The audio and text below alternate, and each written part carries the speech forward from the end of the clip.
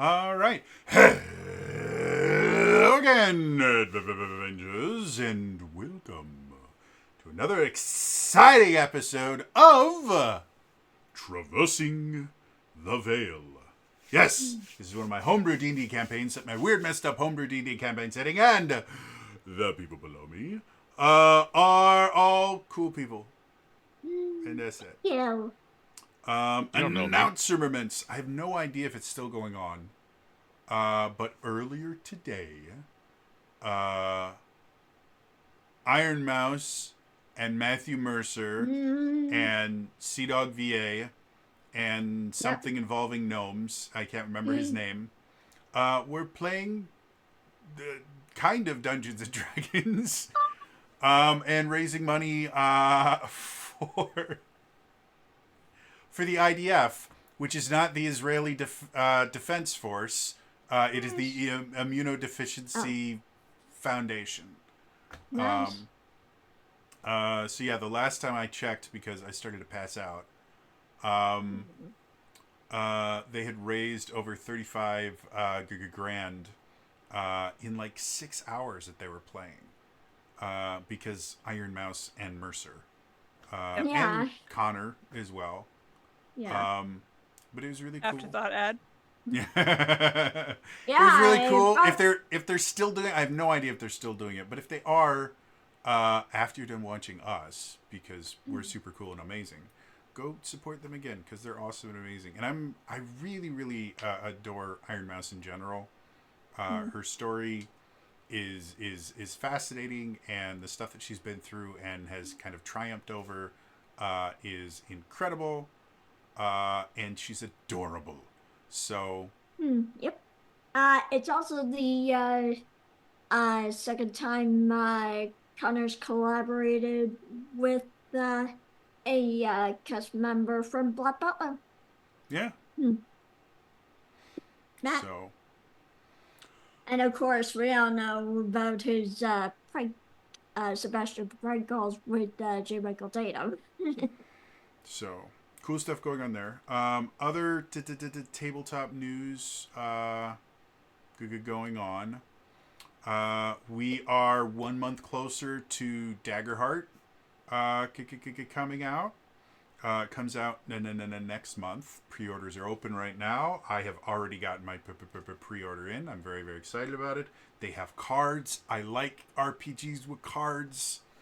I don't have them in this room, but in the other part of the basement, when 5th edition first came out, some third-party publisher actually made spell cards for every spell in the game, and I have all of them. Nice. So yeah, super excited about that.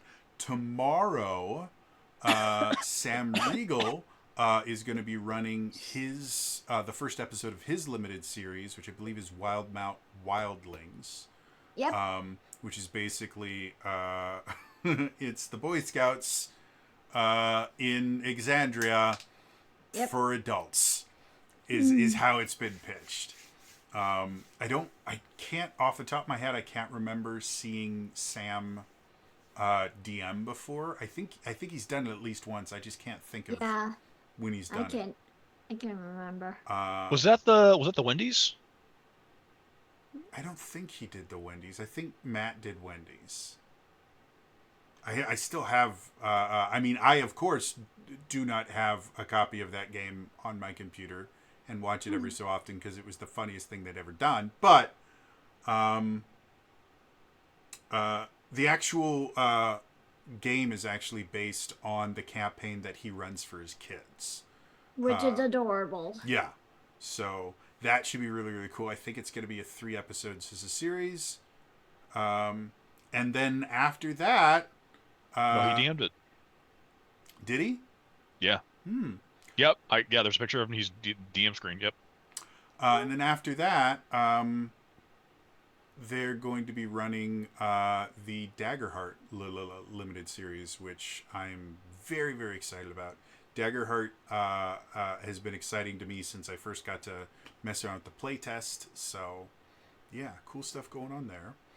God, what the hell is his name? Bob the World Builder. Um, Bob the World Builder put out another video. Like, I'm not a huge fan of D&D YouTube Yeah. because a lot of the people in D&D YouTube are there simply to try and declare that Dungeons and Dragons is dying and Wizards of the Coast is an evil company. And none of it's true, and they make up shit and they use sensationalized stuff. Bob the World Builder doesn't really do that. And he made a video a little while ago, like a few weeks ago, where he talked about people were claiming that the TTRPG renaissance that we've been experiencing for close to a decade now was over, and no one was making money off of tabletop RPGs anymore, and it's all Wizards of the Coast's fault. And so he actually went and looked at over 600 Kickstarter and backer kit TTRPGs and collected all the data and kind of showed, no, actually, people are making more money on tabletop RPGs now than they ever have before.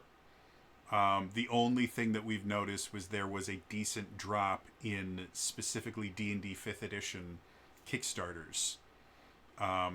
Probably because the data was from, the most recent data he had was from 2024, which was when they were launching D&D 5.5.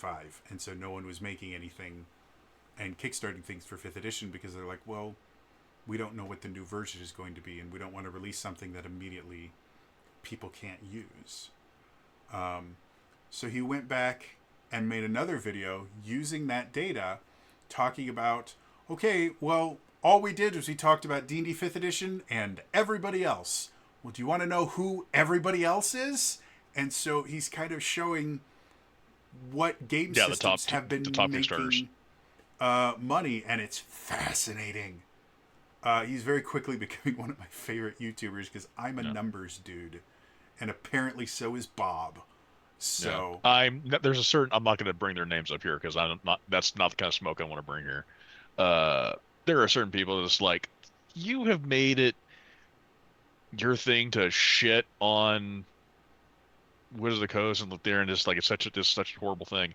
The majority of you who do that, you're still playing. mm-hmm. Not only that, you are still clearly playing at least. Most of them got sponsorships from Wizards of the Coast when the 2024 books came out. Like every single, like my personal favorite one, because she's so famous and everyone loves her, Ginny D talked about how she could never trust Wizards of the Coast again after the OGL debacle, where she literally interviewed someone, and when they wouldn't give her the smoking gun lines that she wanted, she edited the video to add in extra questions that they couldn't answer. And then as soon as the 2024 stuff came around, she was sponsored by Wizard of the Coast. So it's all about money. But back to someone that I'm not shitting on. I like Bob the World Builder stuff. Like, he's been doing some cool stuff. So that I was very happy. And again, if you're not a nerd like me, as far as like numbers and stuff like that, it probably was a boring video to you. But that's like the stuff I live for. So yeah.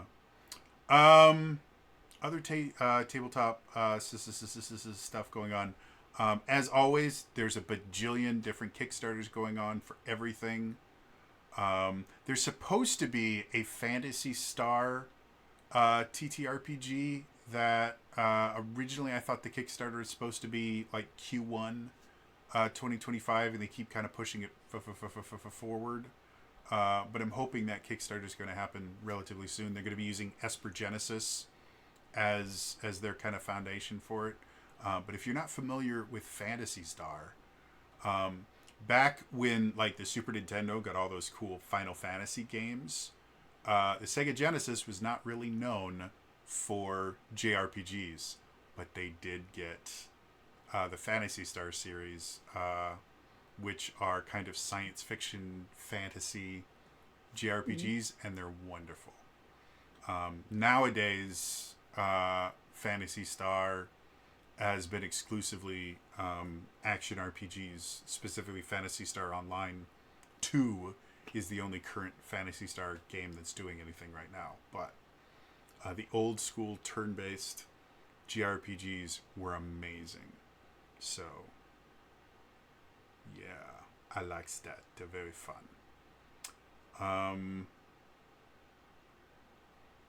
So yeah, that should be happening relatively soon. There was another Kickstarter that I thought was going to be going pretty soon that I'm forgetting right now.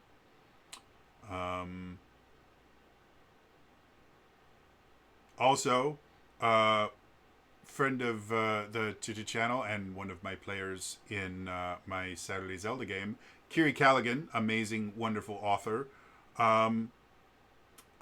is publishing a book. She wrote the book, and then she has a company that's publishing it for her.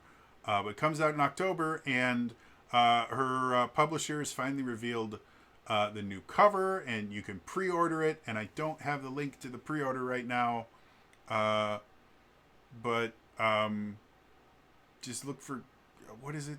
What's the book called? Yeah, my brain's not working right now. The Hearth Witch's Guide to something.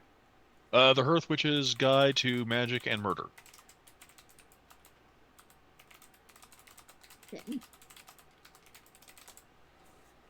There we go. The Hearth Witch's Guide to Magic and Murder. There's a deluxe edition.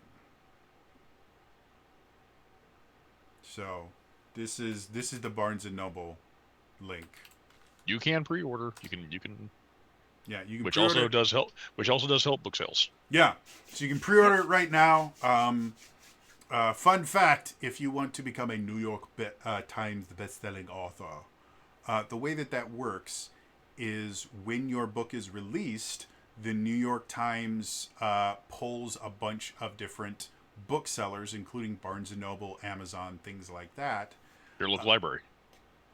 And they look to see how many books you sell in your first week. Pre-orders all count towards that. And it's actually not a massive number that you need to sell to get on the New York Times best-selling list. I think it's something like 10,000 copies generally is enough to get on the list. It might be more than that. I can't remember. But so yeah, Kiri deserves to be New York Times best-selling author Kiri Callaghan. So go. And it's a really cool premise for the book. Like, it really is. It really is. Like I want to see, do they have the little blurb? Here, I'm just going to read the blurb they have. So here's the overview. For all intents and purposes, we are still blissfully separated from the morals, but there have been complications. When a rise in London's supernatural crime puts Fae society at risk of discovery, the Winter Council turns to an unlikely solution. Avery Hemlock, the changeling they sentenced to 500 years of nightmares. Inherently lacking social grace and missing approximately 2 centuries of world knowledge, Avery must find a way to acclimate and solve the case or lose her probationary freedom. And then it keeps going. Doesn't that sound cool? I badly want to read it already. Yeah. Yes. So, Kiri is a wonderful person, and she is a phenomenal author. Her book Alice is right there on my shelf. I read it, I think, almost in one sitting, because it was that good. And I still have to finish Changeling, which is a sequel to it. But they're absolutely brilliant and amazing, and she's a phenomenal author. So, yeah, and see, there's pictures of her too. So, see, in Jack's Gar books too, that's Alice, and that's Changeling. And Changeling is longer. The worst part about Alice is it's short. Yep, is that it ends really quickly. Yeah. Like, as soon as you're getting into it, you're like, what? It's over? I want more. And then she made Changeling, so you could have more. Yep. So, anyway, we like to support our friends that do awesome stuff. So, yeah, go buy her book. Buy all her books. Buy 100 of her books. And give them to all of your friends. And libraries. Put them in libraries. Yeah. That is something. Give them to your local library. If you guys are unaware, another way that you can help authors out specifically kind of smaller authors in general. If you call your local library and ask them if they carry books by this particular author, if they get asked enough, they can eventually buy them, and those sales do count. And like the libraries do purchase books. They have a budget for that. So I think it's also you can also somehow that works for the Library of Congress too. I have no idea about If I remember correctly, because I remember but that happened for her. One of the I think it's for Alice. that I have no knowledge of. But call your local library. Ask if they carry Kiri Callaghan books. And if they don't, request them. Because not only, like I said, not only does that get a book sale for Kiri, but it allows a lot more people to discover her work. And, I mean, Kiri's a big supporter of libraries in general, so I think it would just tickle her pink to see her People books also getting... forget a lot of the other things libraries do. Yeah, libraries do so much. Yeah. You do? Like, not all of them, but some of them, like, you can rent power tools. Oh my god. Mm-hmm. They've got 3D printers, like, Instruments. yep. Libraries are cool things, people. Support them. Yep. Mm-hmm. And they just released a list of a whole bunch of books that have come to free market on their website. So especially if you're in California, all you have to do is re-up your library card, and you'll have access to, I think it's like 300,000 ebooks right now. Mm-hmm. So There's quite a this year. A lot of books got put into the public domain. yep, that's it. Not free market, public domain. Sorry. Yeah. Things like what were they? I think Peter Pan is technically in the public domain, but there's because J.M. Barrie basically gave the rights to the book to the St. Ormond Street Hospital. There's this kind of gentleman's agreement where technically it should be, because J.M. Barrie's been dead for a while. Technically, it should be going to the public domain, but they're still getting royalties for it because it supports the hospital. Yeah, I know Alice in Wonderland is public domain. Winnie the Pooh. Winnie the Pooh, yeah. Winnie the Pooh is now public domain. So yeah. Public domain, really cool stuff, guys. You really need to look into all the amazing stuff that exists for free. And now that there are there are entire websites and societies that are geared towards just preserving and making available things in the public domain. Archive.com. Yeah, cool stuff. Any other announcement types? This is stuff going on. Drop out. Today's the first day. Oh, yeah! Titan Takedown. Ooh. Wrestling for TTRPG. D&D. Nice. Oh, is that the one? Is that the one Xavier Woods is running? Xavier Woods, Kofi Kingston, I think the others. Names. I'm really bad with names. If anyone doesn't know, yeah. Xavier Woods used to be a professional wrestler, and AKA Austin Creed. Used to be.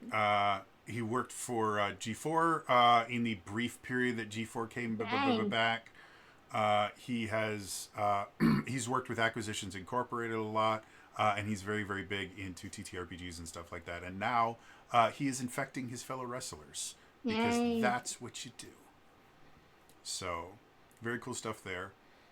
In addition, Dropout dropped a trailer for their new tabletop gaming series where they bring in their friends and they play board games with them. And I can't remember what the series is called, but it premieres this month. Oh, something parlor. Yeah, something Parlor involving games? the word parlor.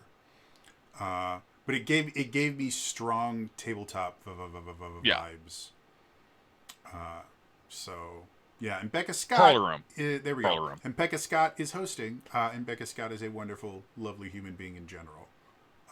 So we like to see her doing cool stuff. She has her own production company called the Good Time Society. that does really cool stuff, and then she also has time to do other stuff. So They've also been doing on Good Time Society. They've been doing a lot of Blood on the Clock Tower. so yeah, lots of cool stuff going on right now. Dropout's doing cool stuff. Critical Role's doing cool stuff. Colville is still finishing his TTRPG. I'm sure Mark Holmes is doing something cool right now because that's what he does, but yeah. Lots of cool stuff. And Iron Mouse using D&D to raise money for immunodeficiency, so. Yay!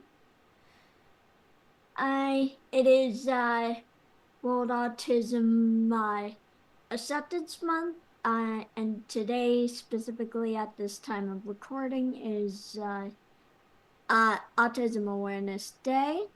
Yeah, fuck Autism Speaks.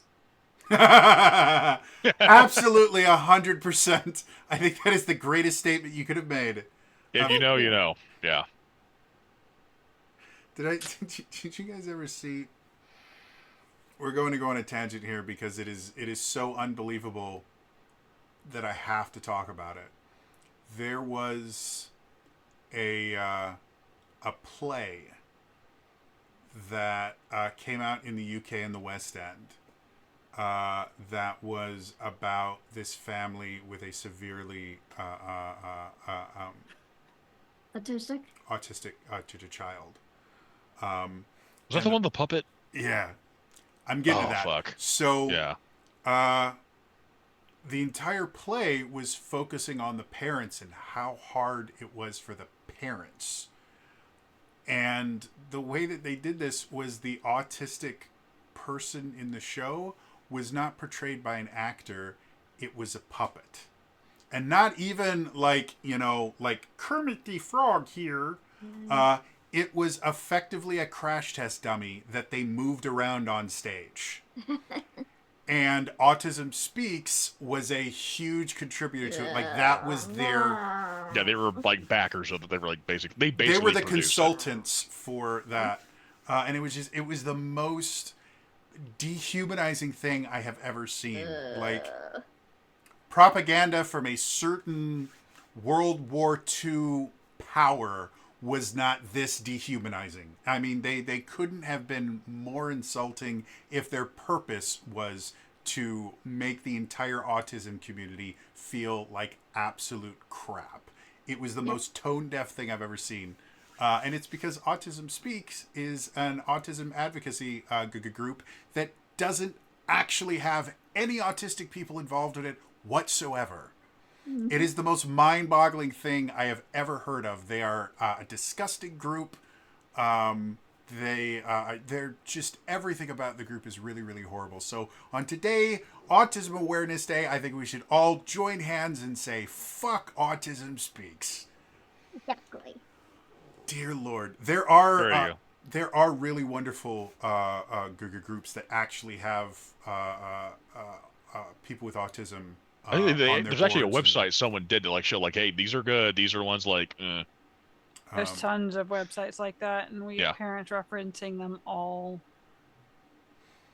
So. Especially Autism Speaks. They're like, oh, it's the gospel. No, please, never, don't listen to a damn thing they say. Please, ever. Unfortunately, they get shirts and shit like in Walmart and stuff too. It's like, goddamn. Yeah. Well, and this is where my expertise comes in. If you have a good marketing team, it's why I get so upset when I see something truly amazing that the company just either didn't understand marketing or was like, we don't need marketing. Our product speaks for itself. Screw you. Pay the money for good marketing, because these morons have paid a shit ton of money for marketing and people think they're not stupid. Like, that's what marketing does. In the wrong hands.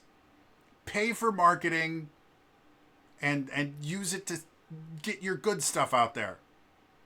Ugh. Anyway. So yes. Be aware of autism. Beware. of Be autism. aware.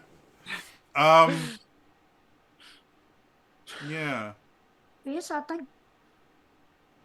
It's It's also Epilepsy Awareness Month. is it? It is. There's Yeah. lots of what was it? Is it there's if I remember correctly, I think mental health awareness month Awareness. Yep.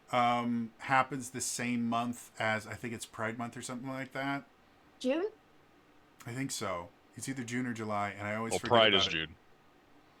June. Because for whatever reason, mental health in general, they always, whenever they're acknowledging us or becoming aware of us, they always make sure that something else is happening at the same time, so that they can go, well, yeah. Also, those mental people are important too, but yeah.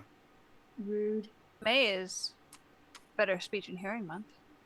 Mm. No one besides speech pathologists know that, but it is. Speech is very, very important, and Connects with this whole theme. Anyway. but yeah, so cool stuff there. To be slightly serious for a moment, I promise I'll never do this again. Liar. Autism in and of itself is probably one of the most misunderstood mental health conditions that I'm aware of.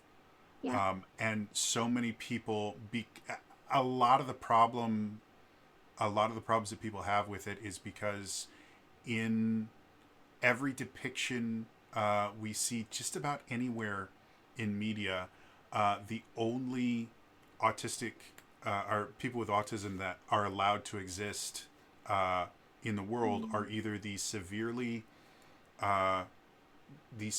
disabled ones where they have extreme difficulties with just about everything, or savants. And those are the only two extremes. And so many people think that you are either Rain Man or you are a burden on society. And while people like that technically do exist on the autism spectrum, they're extremely rare. And it's not linear. Yeah. It is not linear. It is. But yes. It is such a broad spectrum of different things, and a lot of the struggles that people with autism struggle with are not things that prevent them from doing anything. They just view the world through a different lens. That's literally all it is. And so many people immediately think autism, and they group it into other disabilities that just make your life extremely unbearable. Like a lot of the stuff that I deal with. And that's not what autism is. It is just a different way that they interact and view with the world. The wiring is different, not wrong. Yep. Which is why, sorry to throw this in there, but so for a long time we've been implementing like pragmatics and pragmatic goals for people with autism, and it's changing the shift. There's a lot of speech therapists who don't work on pragmatics anymore. I'm sort of still in the area where it's like I have pragmatics groups. A lot of speech pathologists, especially in schools, are no longer doing pragmatic groups at all.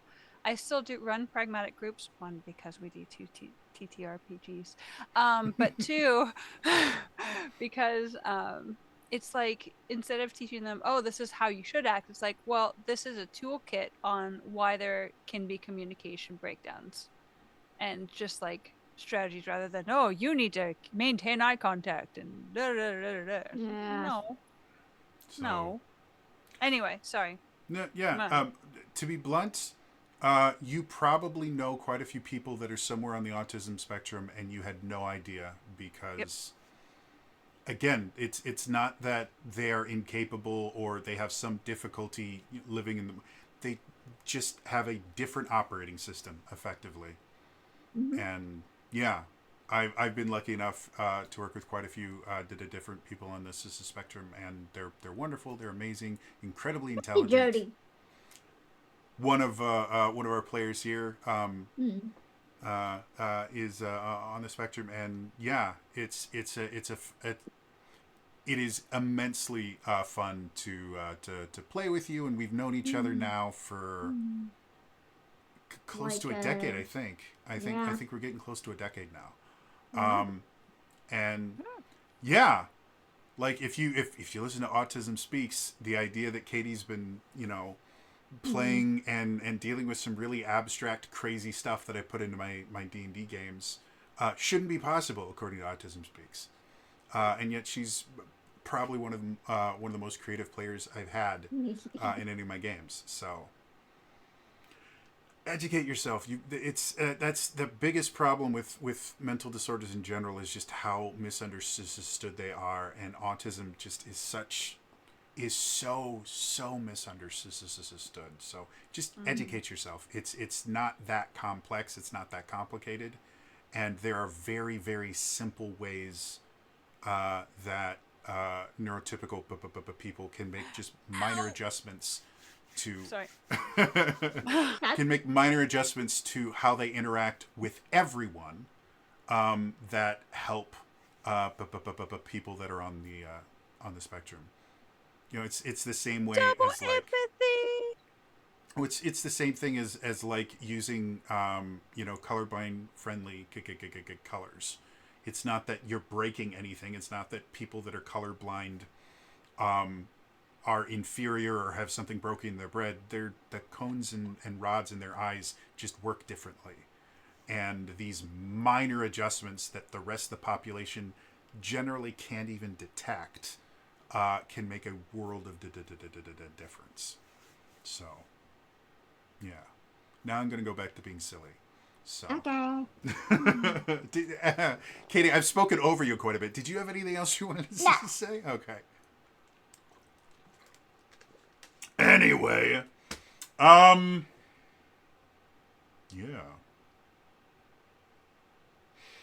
As crazy as things are right now, in the world, there's a lot going on right now that gives me hope, and I haven't been able to say that in a while. So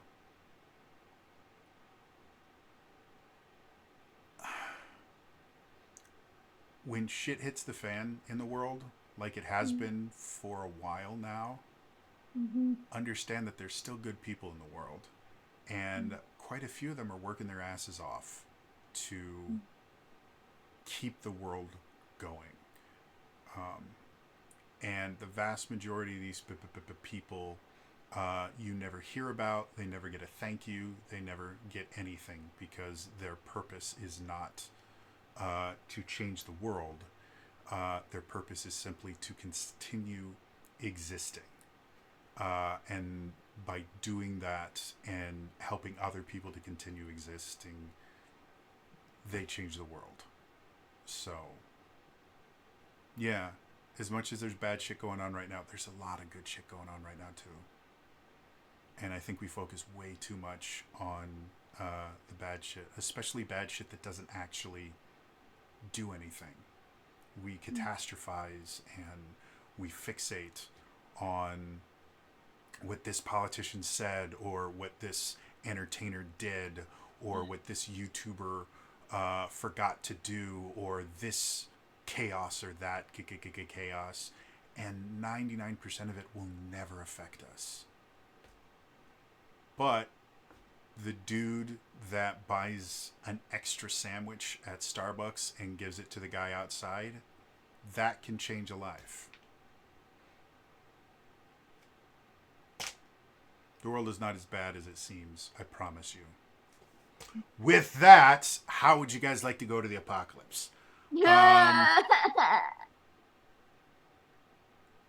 Unless we have any other announcements. No. I think it's time for us to return to Traversing the Veil.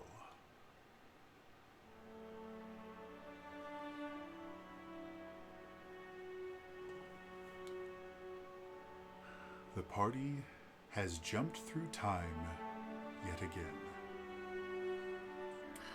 After this bizarre beholder dragon hybrid attacked the city of Exelos. The party fled to a fountain area in the city and activated a device given to them by their contact from Anonymity, the Assassin's Guild. When it activated, they suddenly found themselves in the Feywild, but it was many years in the past. Arai saw his younger self and his parents when he was a baby.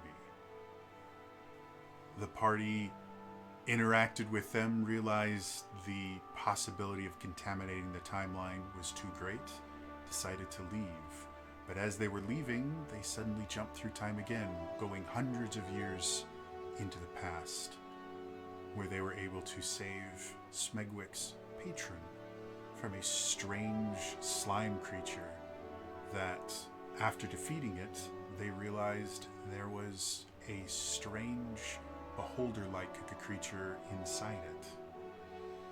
After discovering more information about this strange dragon beholder hybrid, they lied down to sleep and woke up somewhere in the future. They were in the Feywild again. They looked around. They could see beholders everywhere. A giant monstrosity, hundreds of feet tall, was attacking the capital of the Verdant Empire. And now they need to decide what to do in this apocalyptic situation.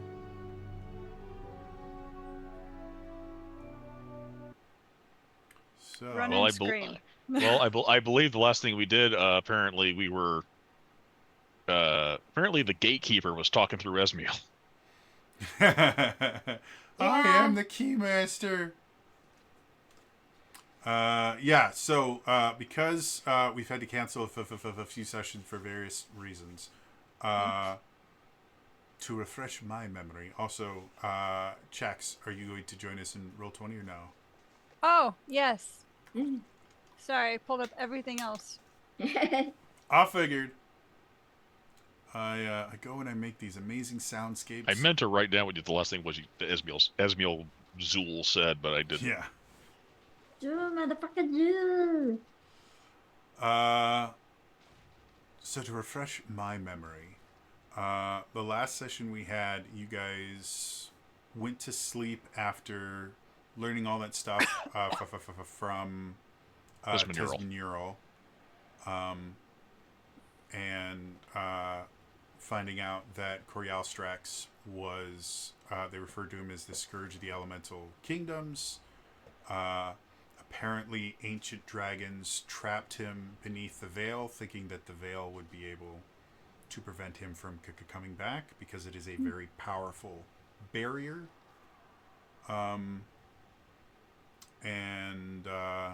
Then you guys went to sleep, woke up in the apocalypse, hid from some beholders, and then We were hypothesizing about the time travel device and how it appears to have a bit of an attitude problem. And then And then we started theorizing, and apparently someone was on a different plane of existence talking mad shit about Smegwick's running theories, and all of a sudden Zool popped up. Who asked me?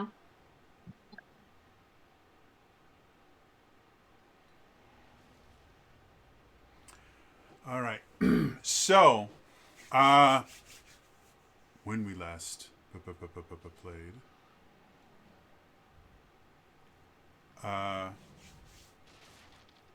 you guys had been kind of taking me around because she no longer seems to be in danger from her wounds, but she is still very, very weak from just the sheer amount of damage that she's taken through all of this. And so when you guys returned to the fountain area, and we're kind of discussing, suddenly Esmiel started talking, but the voice that you heard was not hers. Oh, and the time device didn't want to move. Yes.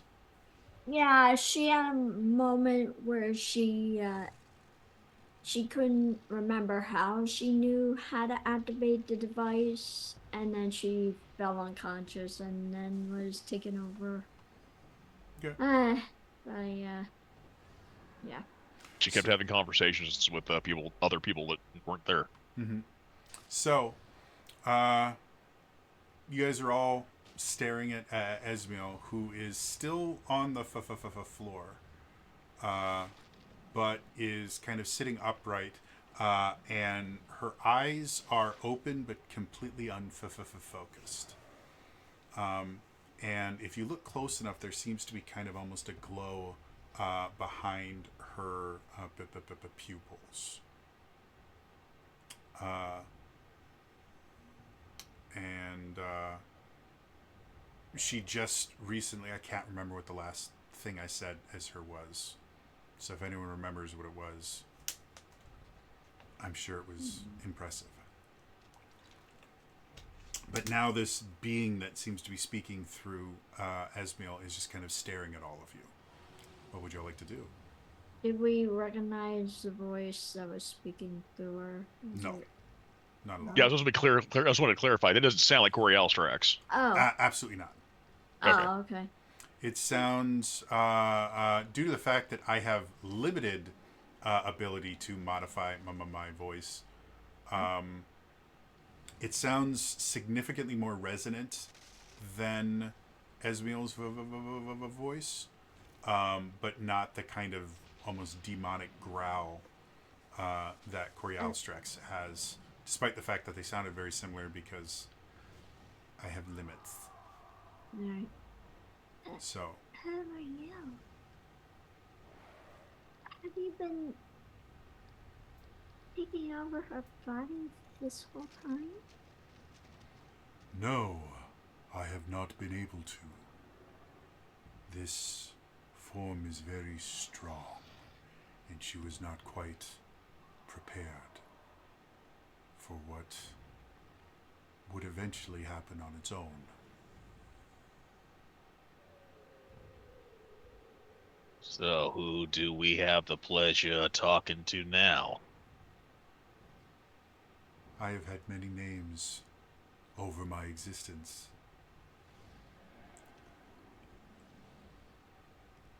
But I've always been fond of my first.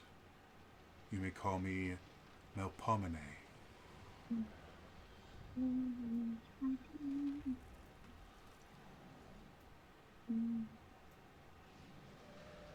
Does that name register anything at all to me? Um,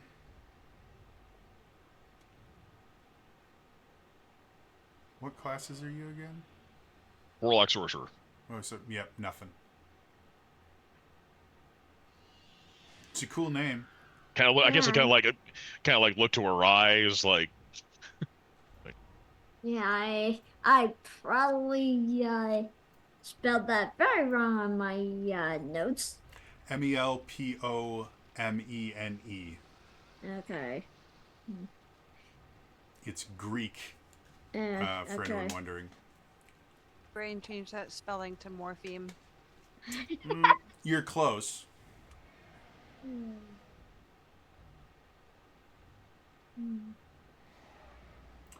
Your friend here is very important and has had a purpose beyond her understanding. Unfortunately, with the return of the elemental scourge,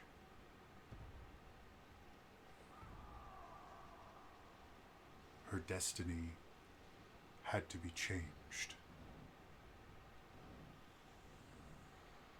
And what she should have gradually become aware of had to be forced upon her.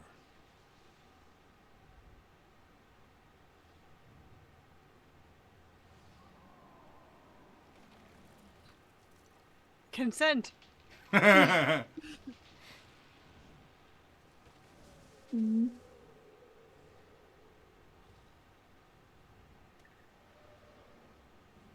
So did you like do this to help us, like,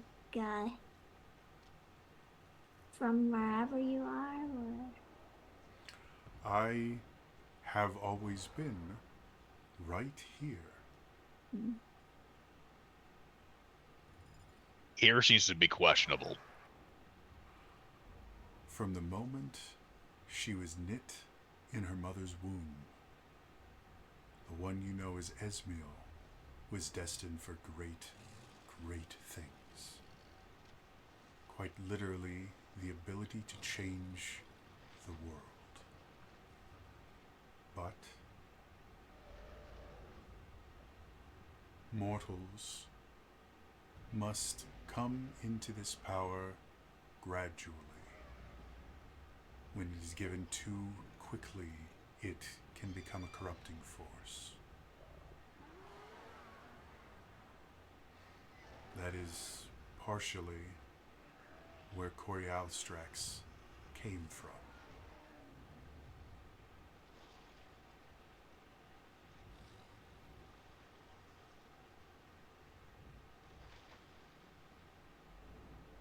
Okay, so what's Esmiel's destiny in all this? Yeah. Or Esmiel, what should it be? Esmiel is a muse.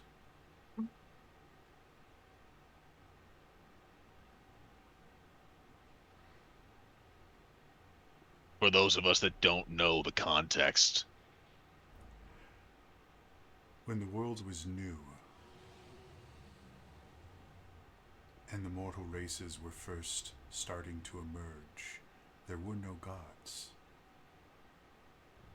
The chaos of existence slowly gave way to order. As life began to become more complex, it required guidance. It required beings who could guide the most fundamental aspects of existence. The passage of one life into another.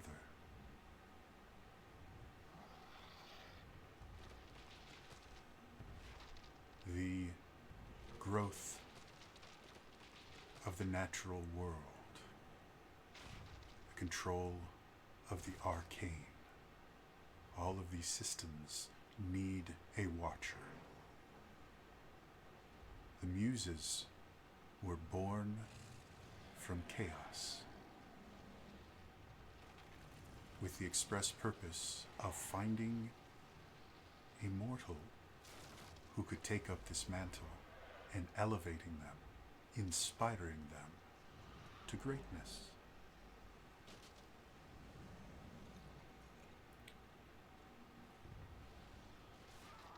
I was trying to take this all in, but Katie is like, oh crap. Because Carlisle also had a muse. When the world was new. Sorry. Boom, boom, boo-doo-doom. Dun, dun, dun. The purpose of a muse is to find a mortal and elevate them to the point where they can ascend to godhood.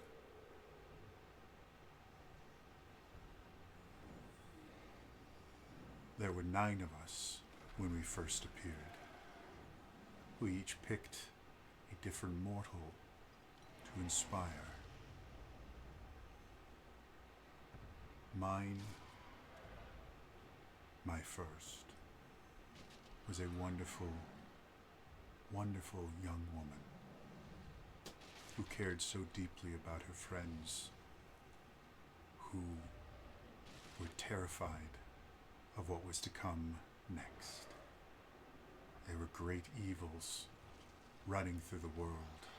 Lives were ending and no one knew exactly what that meant.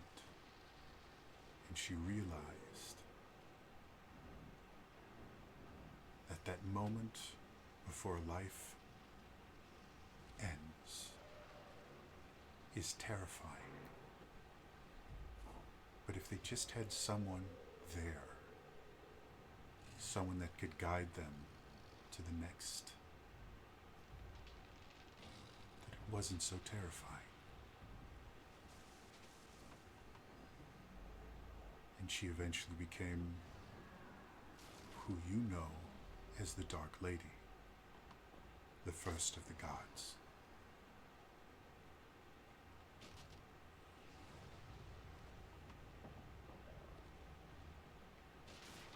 Throughout history, the Muses, we don't die, for we never truly lived. We are agents of both chaos and order simultaneously.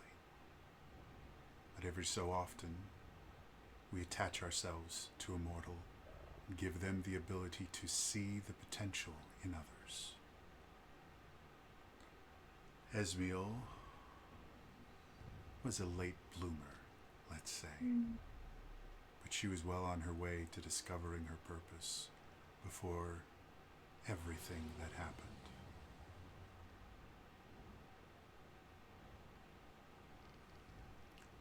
Unfortunately, while most of existence is unaware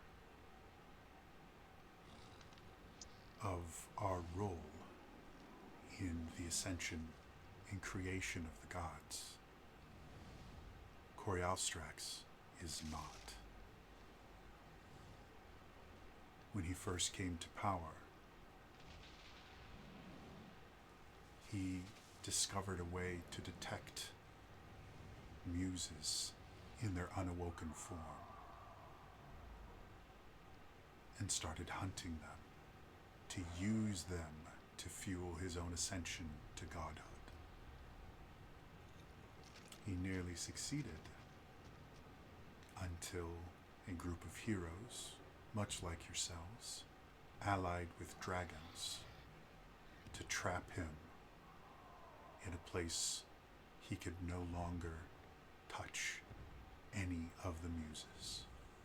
And that's where we found him. Now,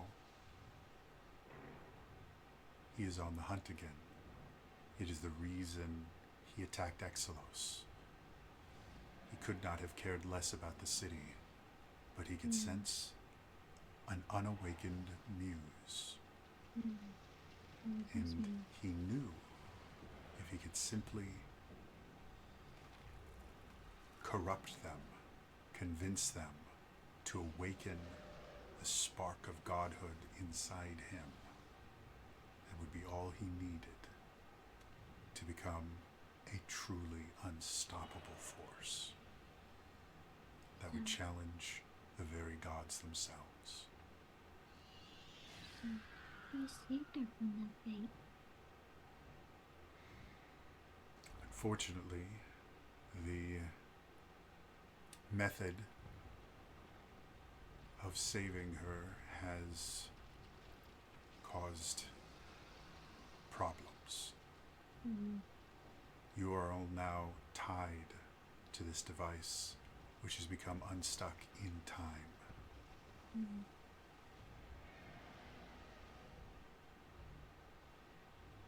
Can the device only be operated by a muse?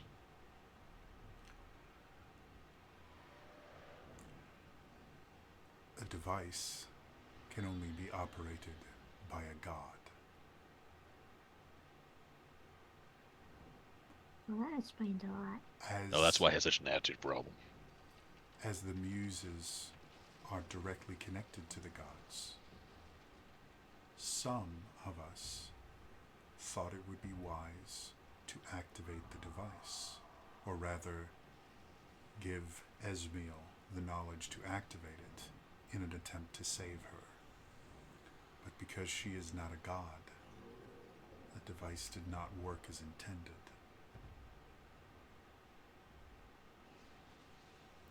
And due to the fact that the gods do not interfere in the mortal world anymore, there are no gods to fix this problem.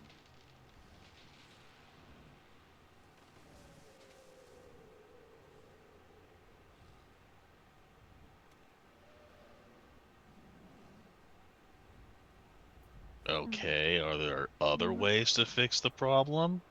Yeah, what are we doing? We're working on that. Okay, who's we? Is that the other muses? I am not alone, though Okay. currently there is only one mortal who has an unawakened muse. Or, let me rephrase. In your time, there is only one unawakened muse currently. Our time being the time we're in right now, or where we're from? Where you are from. The rest of the muses have not attached themselves to a mortal. We've discovered having more than one muse active at any given time invites problems like Corial strikes. But since we are currently going back and forth through time, are we crossing into a timeline where there is another muse? The fact that you have become unstuck in time has effectively stopped any muses from attaching themselves to mortals. Every time period you exist in, you become the only, Esmiel becomes the only unawakened muse. You are, every time you travel to a new time, Messing with history. you break reality.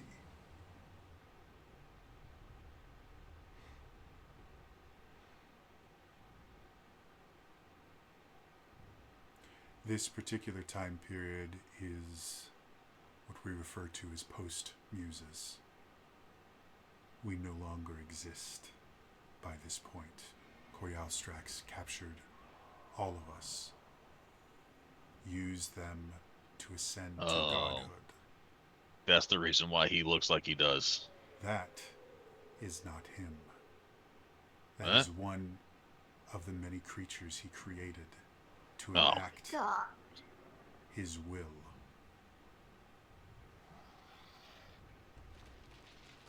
Creatures like that are the reason the gods no longer interfere in the mortal realm. When they interfere too often, creatures like that are born, and defeating them is very difficult. Doesn't this kind of mean that we actually kind of need them right now? Because this happened with them not on the job. The reason a muse will choose a mortal to ascend to godhood is because they have a job to do. Without the Dark Lady, the souls of the departed would not be able to rejoin the world. The Dark Lady created the seven hells and seven heavens to cleanse the souls of their impurities, so that when they return to the mortal realm, the new being can live their own life, not shackled down to the previous life that their soul That lived. breaks the cycle of reincarnation. It's a full-time job, is what I'm saying. Yeah, I understand Every god has a purpose, has a job that they must do, and when they stop doing it, bad things happen.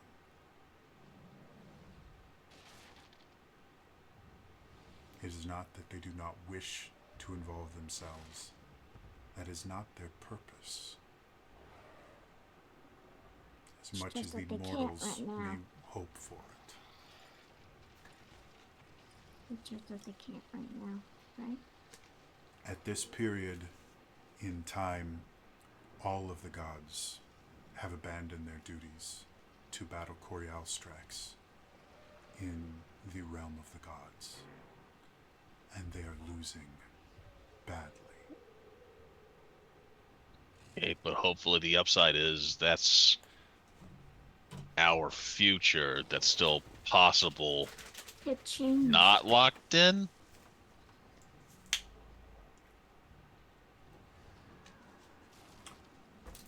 My expertise is not in predicting the future. I am the muse of tragedy.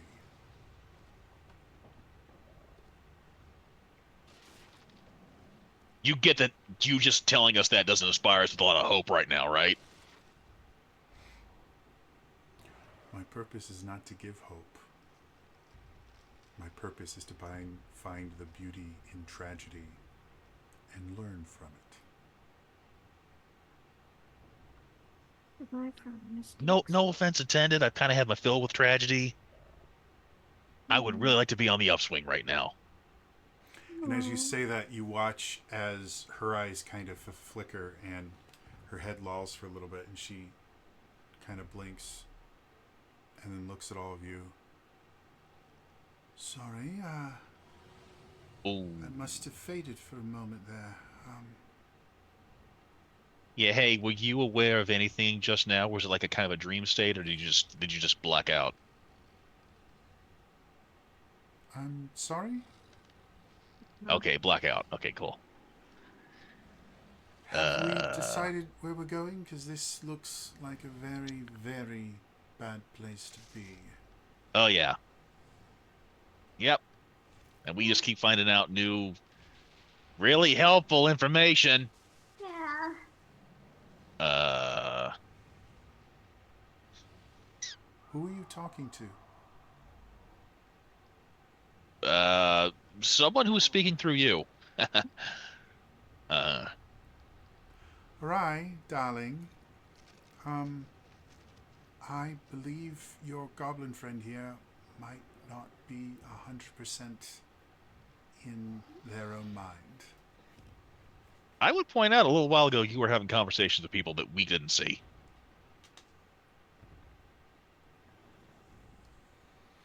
Don't And remember that either, huh?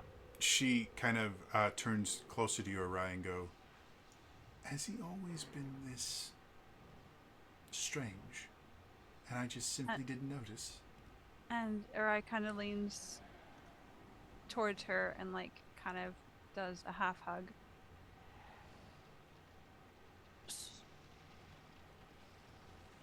Love, I don't know another way to tell you, but or to put this, but he is telling the truth. That's adorable, darling. We can role play later. I promise. I'll even bring If out the this whips. was a situation where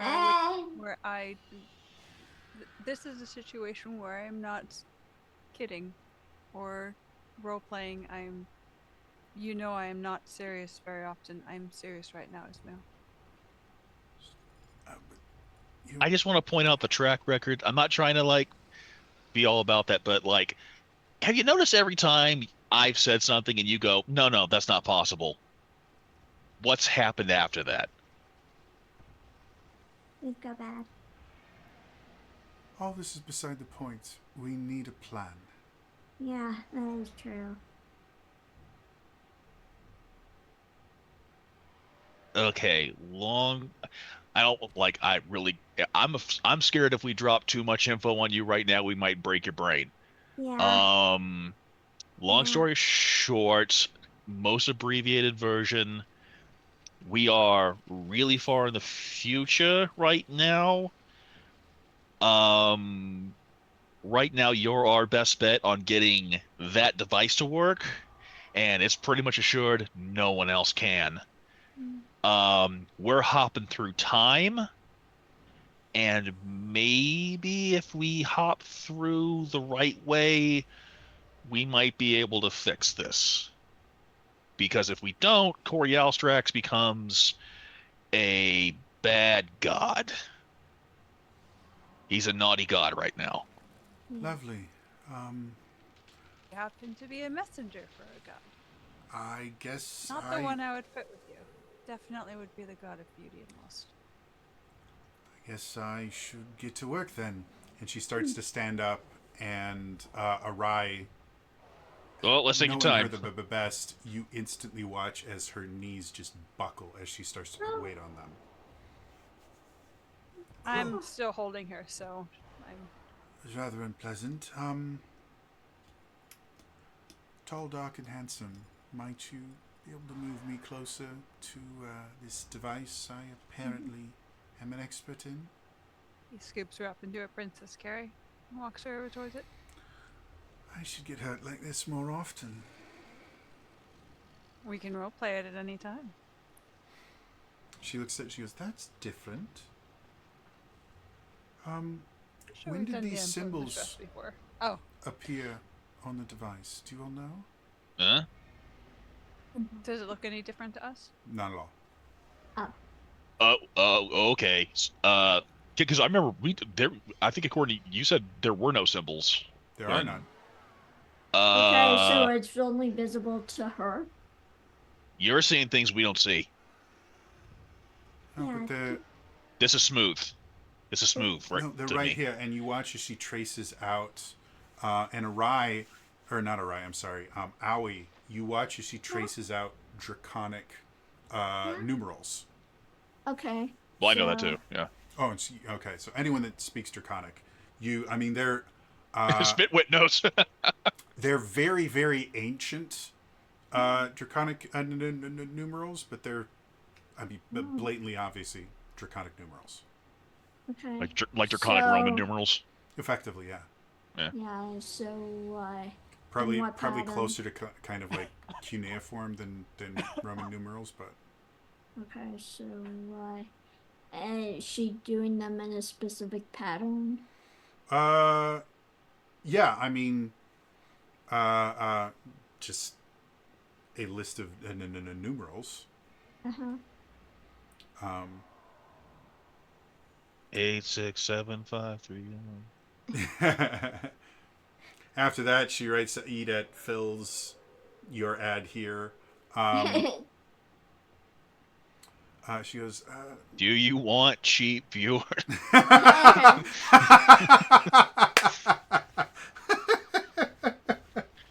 Take an inspiration for that. I like that.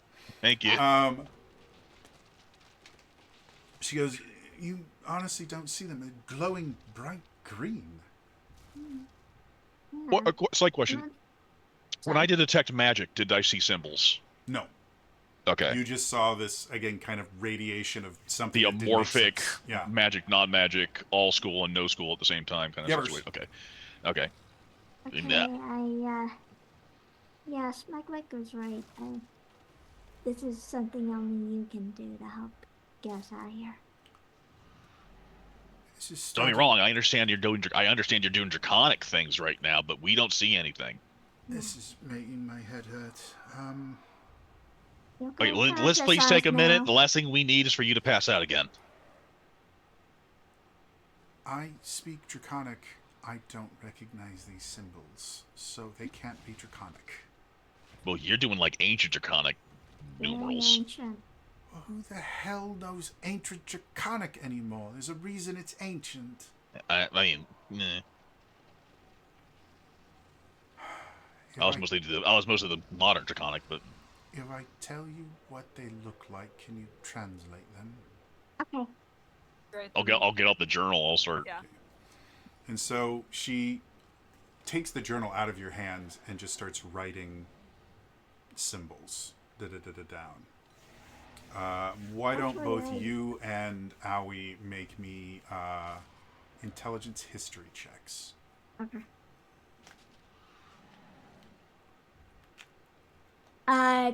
30-20. Okay. 6 plus 14. Okay. So it takes you a lot longer than either of you would like. Like, it takes you a better part of like an hour to figure this out because she keeps writing down numbers. Right. And the numbers themselves, as she's writing them down, don't make sense. They seem almost kind of random orders and stuff like that. And every time she tries to explain what they are, it doesn't make sense to you guys. And so after sitting there and going through it, you guys realize that uh, the symbols that you're looking at and the reason that the numbers are not adding up the way they're supposed to is they're not using base 10 math. Oh. They're actually using base 16 or hexadecimal. Oh. Algebra. Well, I mean, hexadecimal is used a lot in computers and stuff like that. It basically just, instead of having 0 through 9, you have 0 through 9 and then you add the first 6 letters of the alphabet.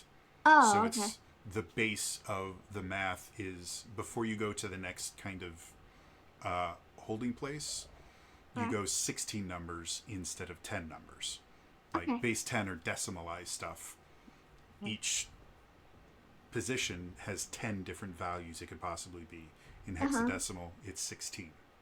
Okay, yeah. So, I like gotcha. I said, it's just a different type of math and allows you to calculate things differently. But so yeah, after spending you guys eventually realize it's a timer. Oh.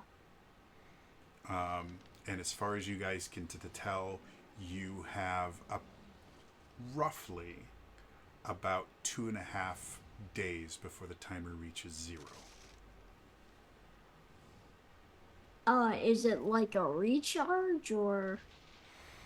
All you guys know is it's counting down, and based on all your measurements and everything, it will finish its countdown in about 2.5 days.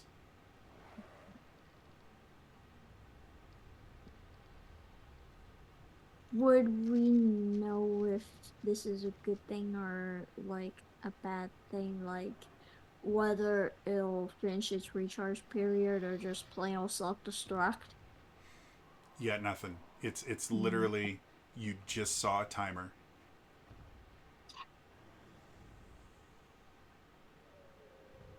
Well, I'm pretty sure. Okay, I'm gonna hope it's not a self-destruct. That's kid. That is scary. Yeah, Um, I know.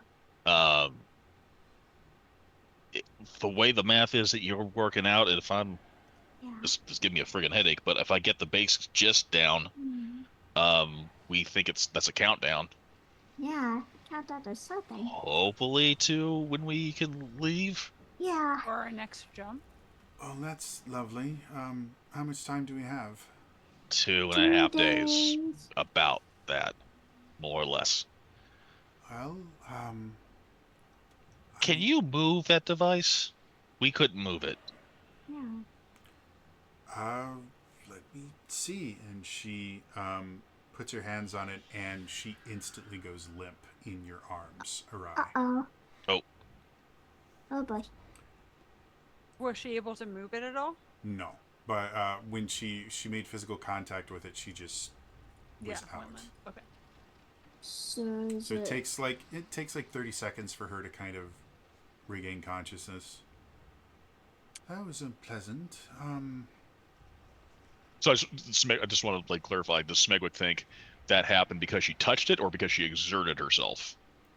To be blunt, you don't know. yeah.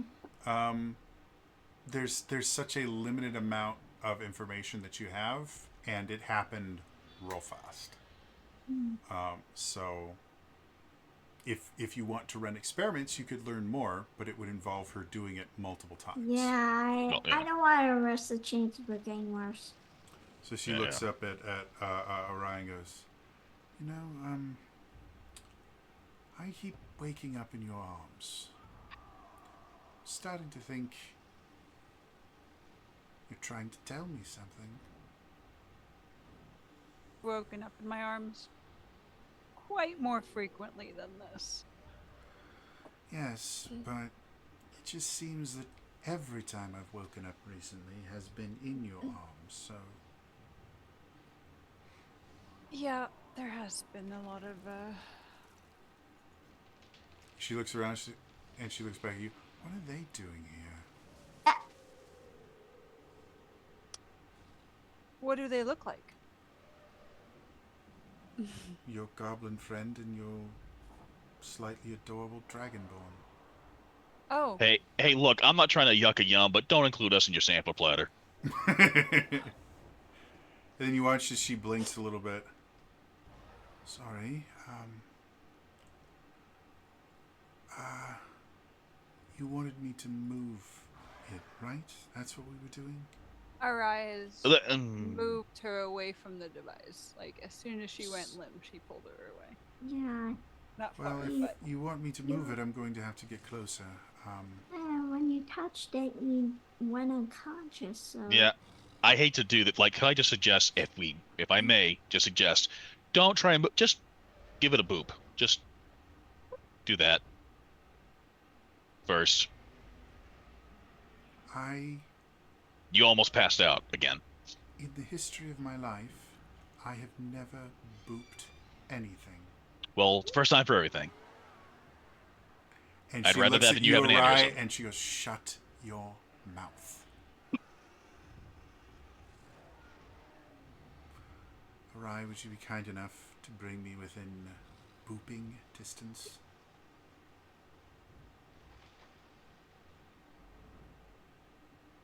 moves her slightly back. Okay.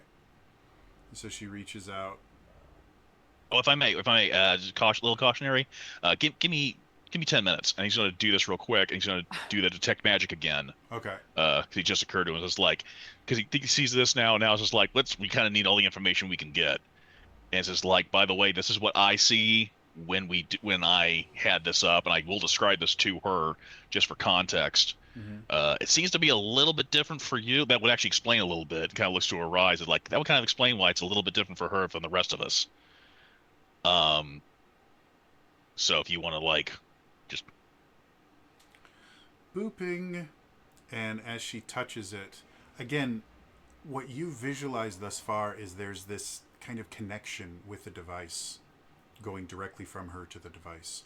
When she touches it, you watch this kind of wave of energy move from her down her arms into the device, and then again she goes limp in your arms.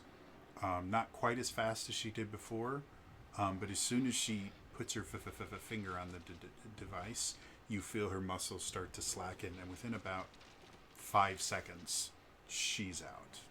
okay, pull her back, Pulls her back. Okay, right, yeah. Uh, her energy went to the device, so she can't touch that at all. Okay. Got it.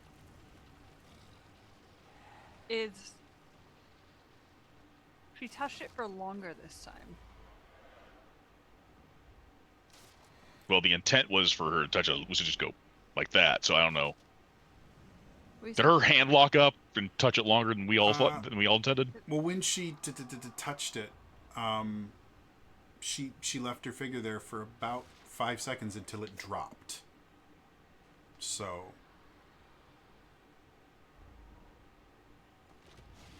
it's kind of like completing a circuit. Either that or whatever connection she has with the Muse has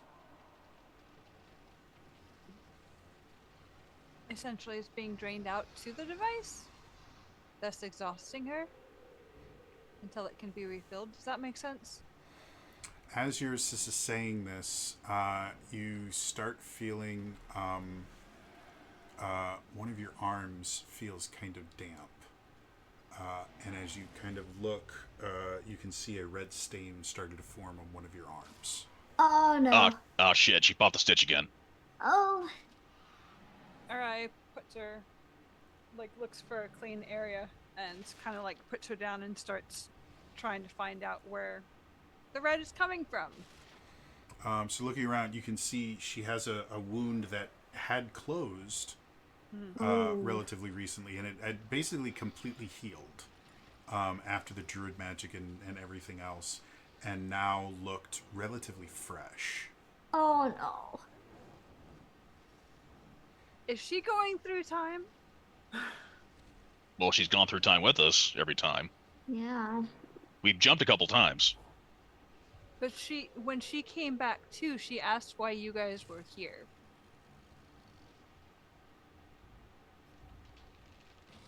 Is her consciousness jumping and bringing things like that? Because like she was here talking to you before she touched it and passed out, and then when she came back too, she asked why you were here.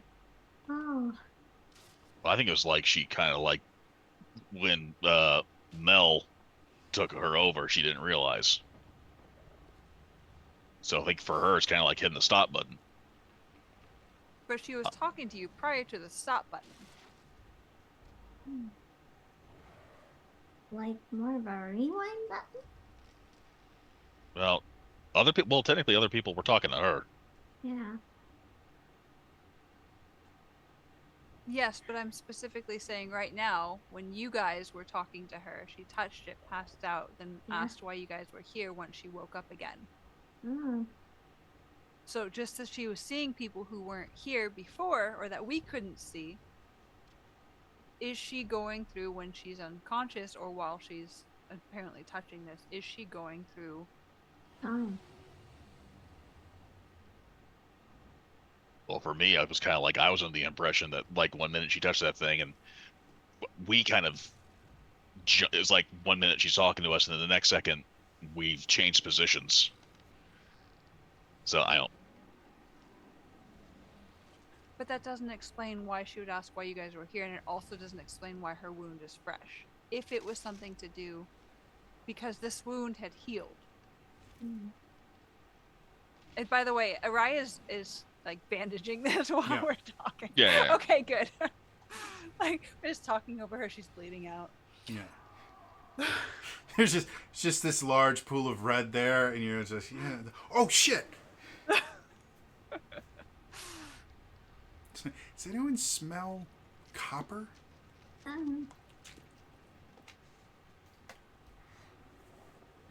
Yeah, as far as you can to tell, her breathing has become shallower than it was previous. It's not to the point where it's gotten dangerously shallow, and she is slightly paler than she was before.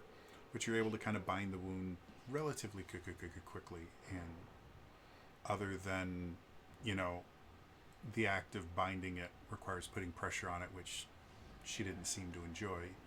Now that everything is kind of put together, she seems better, but you don't think she's going to wake up. Not really. Probably, maybe like a degree or two lower body temperature than normal, but not to the point where it would be dangerous or really noticeable for anyone other than Araya. To be perfectly honest, you're used to her body temperature being probably like 6 or 7 degrees higher normally, but it's for other reasons. I don't know about everybody else. I have a potion of healing.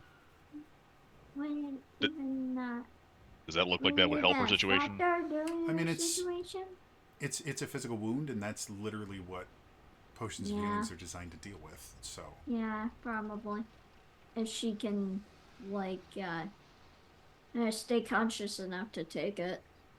Yeah, so you don't see any reason why it wouldn't work the way it's designed to work. Like it's a stab wound that she has. So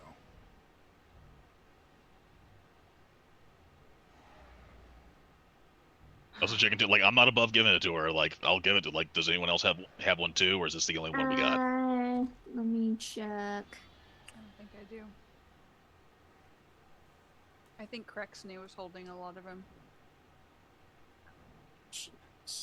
If I remember, she had the bag of holding, right? Oh my gosh, she did. If I remember correctly, she made the bag of holding, so yeah, it's her bag of holding. Yes. Yeah, I do have a potion of healing. Actually, I have 2 potions of healing. Oh, I do as well. I have 1. Okay. So if you want to give her a potion of healing, just tell me whose potion you're using and mark it off on your character sheets. Agreed. Yes. I have purple. I have 1 greater.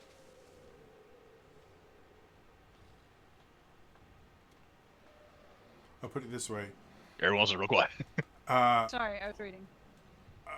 A single regular potion of healing will be fine for this particular instance. So, Okay. if anyone has just a regular old potion of healing, Yeah, I'll do it. okay. So, you pour it into her mouth. It takes a little bit of effort to get enough of it to stay in her mouth and for her to swallow it. But the wound itself starts to close up. She starts breathing a little bit better. You think it's had the desired effect. Okay. She is not touching that again. Agreed. Yeah. At least until the countdown's done. And we'll see where we go in time from that. Yeah, until then what do we do?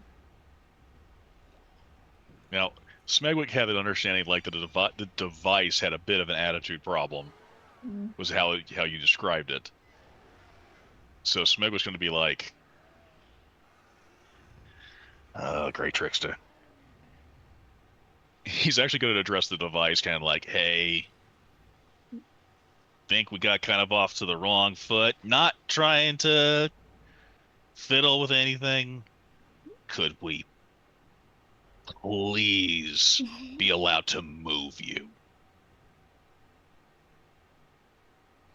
And he's just going to be like, there's only one way. Like, he's not like expecting the lid to go, oh yeah, sure, buddy.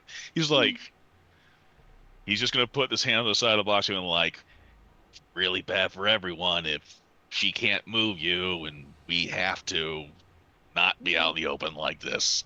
Yeah, we really should. Please. So what are you gonna try and pick it up? He's gonna slowly try to like, at least try to like, can I just move you a little bit? So as you place your hands on the device, it feels remarkably similar to like an immovable rod. Like, it doesn't matter what you do, it is fixed in space. He'll say in Draconic, allow me to move you, not activate you, on behalf of the Muse, so she may safely do so later. He'll say that in Draconic. Okay. Nothing. What the fuck do you want me to say with cherry on top? Come on. Walk with me here. As you all are kind of watching Smegwick try to sweet talk this device, you guys suddenly hear voices coming from relatively far away, but they're loud.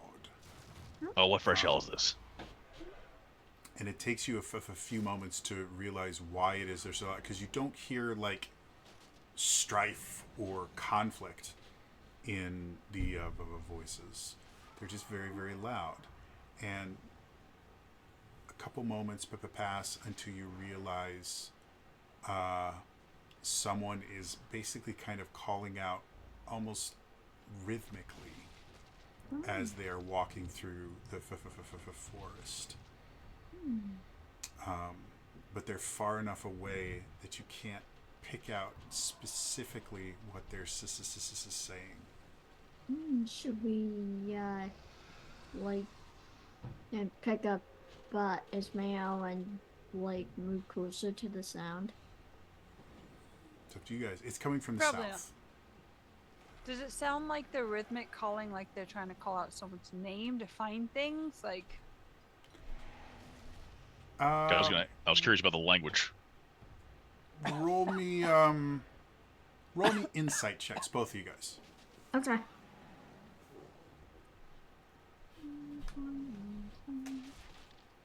five. 14.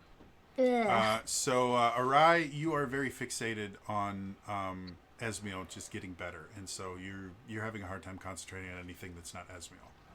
Smegwick, they're far enough away that you can't really tell the language, and the cadence that they're using could be a couple different languages. So you're not 100% certain what it is. You can't pick out individual words because they're really, really far away. Does that make sense? Sounds more like as opposed to like, yes, today is a lovely day. You know, Yeah, there is a rhythm to it. Colorblind adults. So it's not conversational, obviously, and it's rhythmic enough that it feels almost, I guess, rehearsed. Would be the best way to say it. Like it has a definitive da da da da da da da da da da. Bum, Yeah, bum, bum, definitive bum. beat, like a rhythm to it. Like maybe some kind of mantra or prayer. Possible. Mm-hmm. Maybe. Marching order. Okay. It is. Rhinos. It isn't coming directly towards you guys. Like you listening to it long enough, Yeah, you can kind of get an idea. you said But it is that it was wandering. going wandering. But it is wandering in your general direction, and you're relatively certain if you wait long enough, Yeah. they will get close enough that you can see them, bare minimum. Yeah. Yeah. Yeah, stay where we are and I'll wait for them to well, potentially come us. yeah, I'm gonna go back to like Reggie, help me cover this thing up again. Mm, Okay. So you guys go and do what you can to kind of cover it up. Takes a minute and a half. Yeah, because you already have the stuff now. Yeah. So very, very quick, simple. The group, you guys realize that it's at least a small group is starting to get closer. There's enough kind of foliage and bits of ruin and stuff like that that you can't see them yet, but you're starting to see movement in certain places. What do y'all want to do? listen to see what they're saying. If you want to wait long enough to be able to hear what they're saying, you think you should be able to hear them within the next like 5 minutes. Okay. So you guys wait for 5 minutes. You're starting to hear the voices a little bit more. It sounds very similar to kind of a call and response style thing. Uh-huh. And you start realizing they seem to be speaking common. Mm-hmm. And eventually you guys are able to kind of hear the call and response, and without forcing me to come up with a really catchy call and response idiom, effectively they keep talking about the true ruler of existence, accept his blessing, Oh no. be And baptized in his might, be reborn to true sight. damn it. We were hoping you'd be like rebels. So what do y'all want to do? Have you heard about our Lord and Savior Coriel Strux? Have you heard about our Lord and Savior? My axe in your face! Love Travis. You're getting closer. At this point, you guys think within another few minutes, because the area that you're in is relatively open, there's really just a fountain there for cover, and half of the fountain is kind of destroyed. They're going to be able to see you in the next few minutes. So what do y'all want to do? Wait, are there no other villagers around? No, you guys are still in the ruins. Yeah. Oh. Sorry, can you remind me?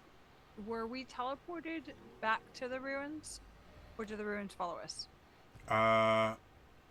You guys woke up in the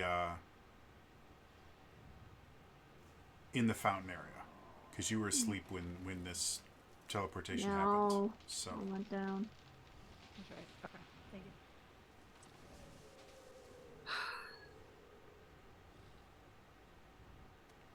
And how long were we away from the device? Like a couple hours. When you guys went and hid. Mhm.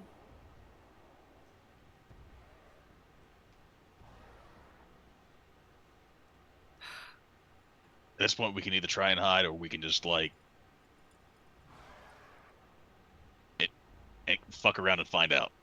Mm,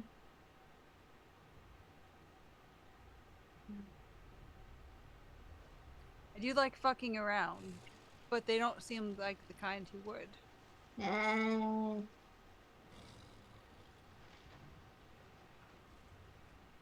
We have No. traveled around enough that I'm not talking about your freaky deaky proclivities.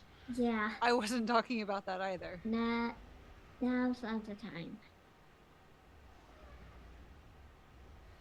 So you guys are discussing this. You can start seeing movement at the very edge of the river ruins. The first form to come out seems to be wearing ceremonial robes that have an eye motif all over them. Oh no. The robes come with a hood, so you can't quite see the figure yet, but they do have a very large staff. That at the tip of the staff, it has effectively what looks like eye stalks coming out of it and kind of bouncing every time they put it on the ground and move forward. They haven't seen you yet, but you guys have maybe 30 seconds before they can see you guys. Okay, really quick, hide or not? Hard. Hide. Okay, everyone roll me stealth checks. Arai, I'm going to give you disadvantage because you're hiding Esmiel with you. I just feel like I have to show this because of just how many times I Oh. just roll this. Not bad. Oh no. It's those damn dropout dice. I'm going to have a word with Brendan Lee Mulligan. Have a word with Sam Reich and tell him thank you. So you're fine. Owie, what you got? 10. 10, okay. And then Arai? 12. 12, okay. So If you're counting, makes 23. it's totally there.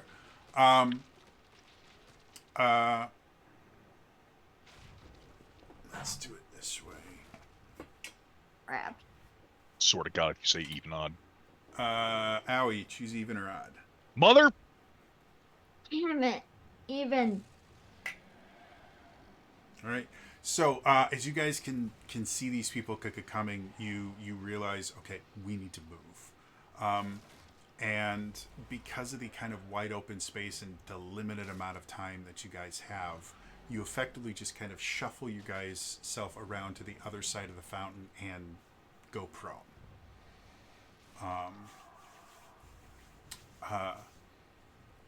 You hear them kind of getting closer and closer, and the chant getting louder and louder.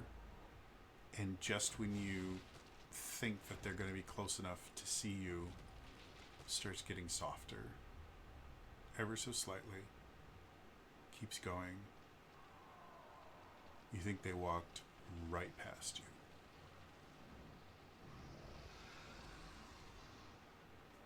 Right through their eyesight and then go back out again.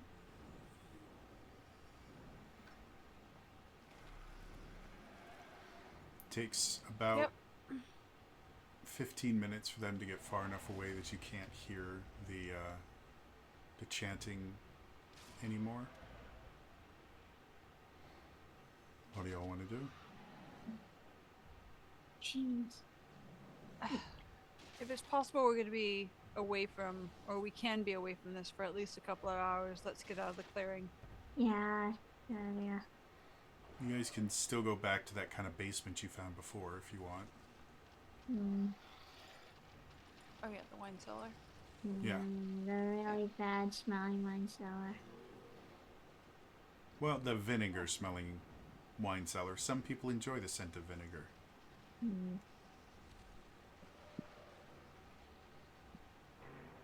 We have left the door open. We can also try and see another. We can also see if we can find another area. I mean, Yeah. Yeah, let's find another area. Okay. Why don't you all make me? I'll let you Investigate. choose perception or investigation. All right. 24. Oh, come on! 23. Okay, 7. That's 16. 16. Cool. Arai, what specifically are you looking for? Some place that looks like it has secure enough coverage that we could potentially get in or under. Okay. So Not too close to the schools, but yeah, I mean, within walking distance of like public transportation, maybe like, a park nearby. Grocery store is not too far away. Yeah, like if you wanted to walk, you could, but it's not so close that you feel bad for driving. Yeah. Okay. Gated community. Yeah. As you guys are wandering around, you suddenly start smelling something kind of strange. It's not the vinegar smell, but the air kind of gets heavier and thicker.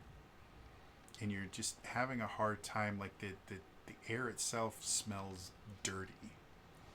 You're trying to figure out what it is. And then suddenly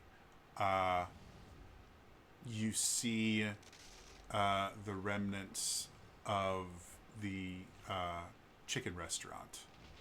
Oh no. And you realize that what you're smelling is just kind of like old Rotted grease. chicken. No, not like, it's not putrid or anything like that. It's just kind of dirty smelling. You've ever, Grease. Yep. yeah, yeah, it's had Gotta several grease hundred trap. years to like not. Ferment. yeah. Yuck. Yep. And you're actually kind of surprised. It's in decent shape. Like the main place where most people will go to get their food is very much exposed, but like the kitchen and everything, like there's enough of doors left that you can actually kind of secure the area without too much difficulty. Wait. Yes. Yes. Yes. There's something below the chicken shack. Oh Yes. yeah. Precisely. There's a reason why the chicken shack is still up. So you guys Go around the corner, go the around back. You find where the door should be. To get below, there is a pile of rubble. But kind of looking around, you can see a space just wide enough for you guys to kind of squeeze through. And once you get past that, the kind of lower room isn't just kind of intact. It's mostly untouched. Like, it's covered in dust,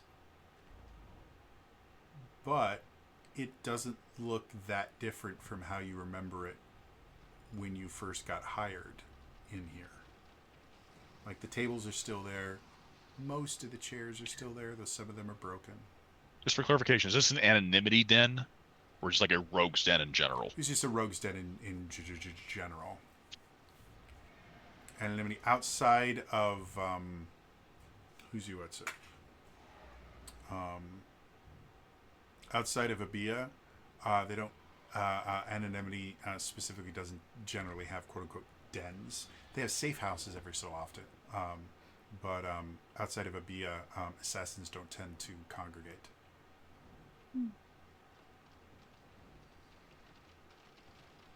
Misdirection has dens and things like that, but this is not one of them. This is just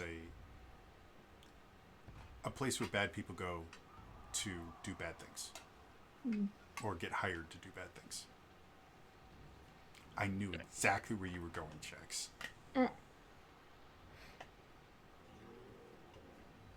I said nothing. Well, let's go.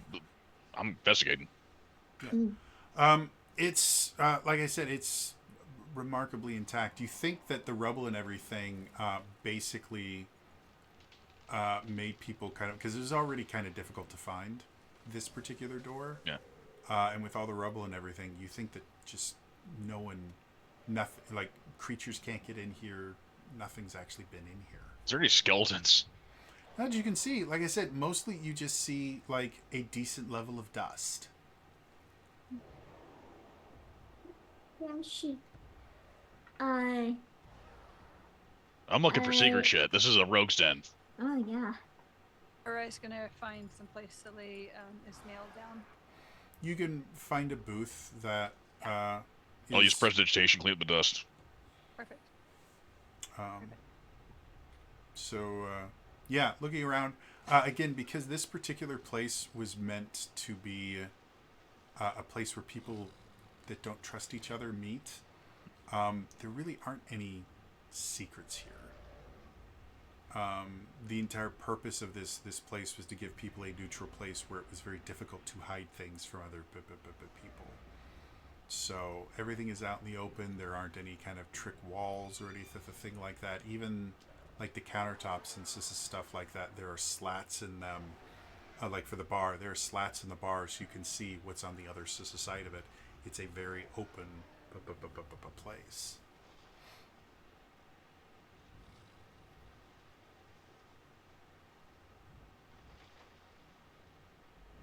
Oh, still looking to see if there's like anything useful, anything like, we've found. I mean, aside from like some stacks of paper that really old marker stones or something. Yeah, that are so old that you can't tell what used to be written on them anymore, and if you touch them, they will disintegrate. There's really nothing here. Like people didn't even eat in here, so there's not even like flatware or anything.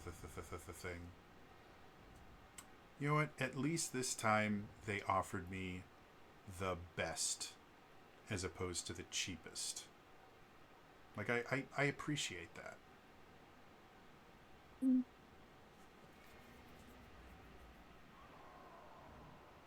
Really unwrapped brouhaha. Let's be careful what we say. We never know where they might actually be something bad.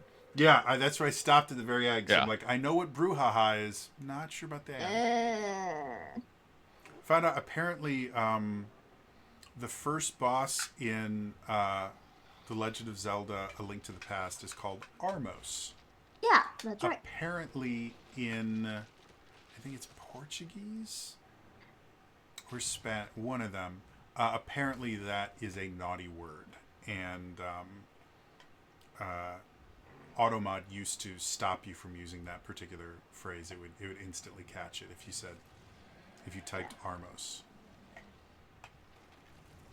So anyway, yeah, looking around, there's just the only stuff that you have in here are mostly intact chairs, mostly intact tables and booths, and a bar with no booze. There was no back room or anything either? No. How long has it been since we've had our long rest? Isn't that long, actually? Yeah, going on maybe like 3-ish hours. Okay. Oh god. And what are we gonna do? No, we can't. I don't think we can just sit here for the next 2 days. Well, not seeing what. I don't know how much. We could investigate the ruins, see if there's like anything else. Oh. Yeah, that's what we can do. Bare minimum, this feels like a safe. Effectively, this feels like a safe house. So, you guys are relatively certain that unless you do something to get people's attention, you don't think you're going to be found here. Okay. Yeah, so it's safe to leave Ismail here so we could investigate the ruins theoretically? Theoretically. Unfortunately, due to the fact that it's getting a little bit late and I'm starting to pass out, that is where we're going to end it for today. As always, if you missed any of this, I do upload all these to my YouTube channel. It's youtube.com/TrainerJody. Yeah, I'm actually, I have 899 subscribers the last time I checked. So I'm only 101 subscribers Ooh. away from being able to monetize my channel. So Ooh. if you watch stuff here, go to the YouTube channel and subscribe to my channel because I'd love to have over 1,000 subscribers. That'd be very cool. Yeah. And I make cool stuff. I daily vlog. Today I talked about the Switch 2 Direct because it was cool. Yeah. And I got to talk about inflation because that's Power a Rangers. thing. You like Power Rangers? Yeah, like Power Rangers, I go on rants about Power Rangers all the time. And it's mostly tabletop stuff. Yeah. But anyway, again, that's going to be all for me today. I will see you guys next time. All right? Bye-bye. Bye.